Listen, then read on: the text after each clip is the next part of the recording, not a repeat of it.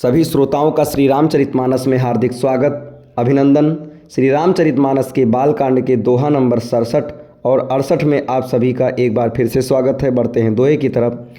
जोगी जटिल अकाम मन नगन अमंगल बेस, अस स्वामी यही कहाँ मिलहि परिहस्त असिरेख। योगी जटाधारी निष्काम हृदय नंगा और अमंगल वेश वाला ऐसा पति इसको मिलेगा, इसके हाथ में ऐसी ही रेखा पड़ी है। सुनि मुनि गिरा सत्य जिय जानी, दुख दंपतहि उमा हरसानी। नारदहूँ यह भेदु न जाना, दशा एक समुझब बिल गाना। नारद मुनि की वाणी सुनकर और उसको हृदय में सत्य जानकर पति पत्नी हिमवान और मैना को दुख हुआ और पार्वती जी प्रसन्न हुई। नारद जी ने भी इस रहस्य को नहीं जाना, क्योंकि सबकी बाहरी दशा एक सी होने पर भी भीतरी समझ भिन्न भिन्न थी। सकल सखी गिरिजा गिरि मैना, पुलक शरीर भरे जल नैना। होई न मृषा देव ऋषि भाषा, उमा सुबचनु हृदय धरि राखा। सारी सखियाँ पार्वती, पर्वतराज हिमवान और मैना सभी के शरीर पुलकित थे और सभी के नेत्र में जल भरा था। देवर्षि के वचन असत्य नहीं हो सकते, ये विचार कर पार्वती ने उन वचनों को हृदय में धारण कर लिया। उपजेउ शिव पद कमल सनेहु, मिलन कठिन मन भासन देहु। जानिकु अवसर प्रीति दुराई, सखी उछंग बैठी पुनि जाई। उन्हें शिव जी के चरण कमलों में स्नेह उत्पन्न हो आया, परंतु मन में ये संदेह हुआ कि उनका मिलना कठिन है। अवसर ठीक न जानकर उमा ने अपने प्रेम को छिपा लिया और फिर वे सखी की गोद में जाकर बैठ गईं। झूठी न होई देव ऋषि बानी, सोचहि दंपति सखी सयानी। उर्धरि धीर कहीं गिरिराऊ, कहूँ नाथ का करिए उपाऊ।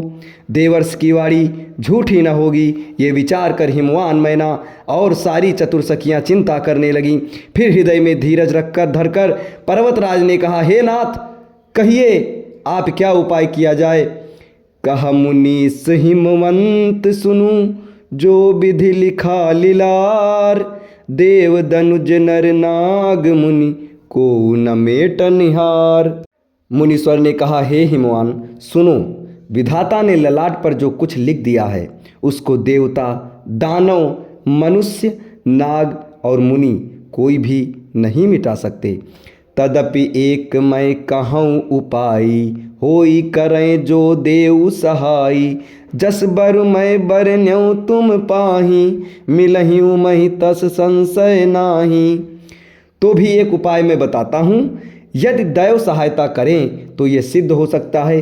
उमा को वर तो निसंदेह वैसा ही मिलेगा जैसा मैंने तुम्हारे सामने वर्णन किया है।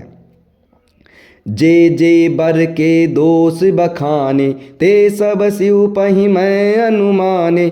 जौ विबाहु शंकर सन होई, दोषौ गुण सम कह सब कोई।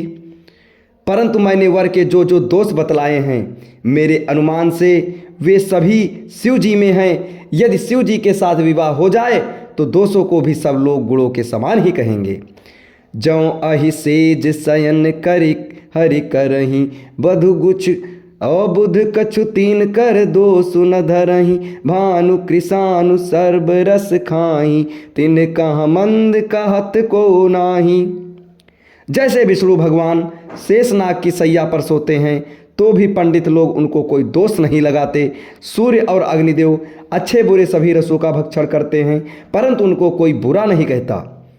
शुभ अरु अशुभ सलिल सब बहाई, सुर सरि को अपुनीत न कहाई। समरथ समरथ समरथ कहु नहीं दोषु गोसाई, रवि पावक सुर सर की नाई। गंगा जी में शुभ और अशुभ सभी जल बहता है, पर कोई उन्हें अपवित्र नहीं कहता।